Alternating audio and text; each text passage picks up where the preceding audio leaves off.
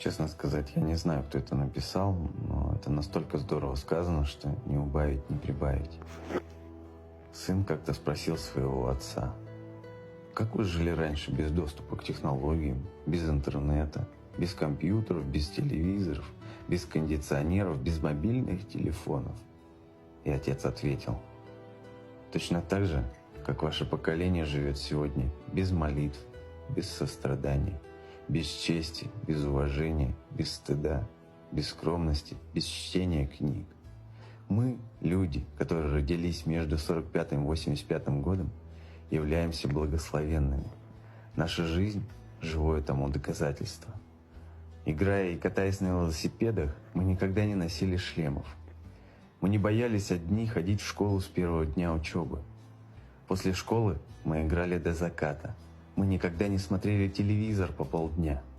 Мы играли с настоящими друзьями, а не с друзьями из интернета. Если мы когда-либо испытывали жажду, мы пили водопроводную воду, а не воду в бутылках. Мы мало болели, хотя раньше мы делили один и тот же стакан сока с 4 друзьями. Наши родители лечили нас копеечными средствами, отечественное производство или при помощи народной медицины. Мы никогда не набирали вес, хотя мы ели много хлеба и картошки каждый день. Мы привыкли создавать свои игрушки и играть с ними. Мы делились своими игрушками, книжками. Наши родители не были богаты.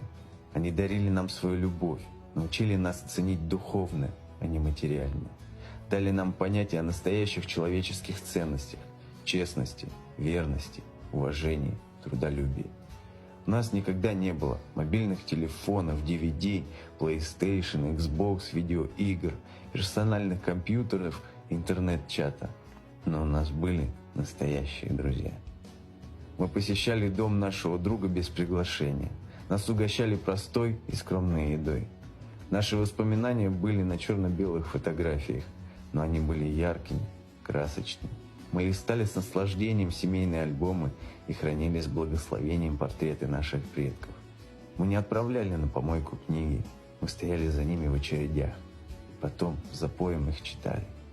Мы не выносили свою жизнь на чужое обозрение и не обсуждали с таким упоением чужую жизнь, как это делаете вы, выставляя свою жизнь на показ в Инстаграме, обсуждая прилюдно в масс-медиа пространстве свои семейные тайны.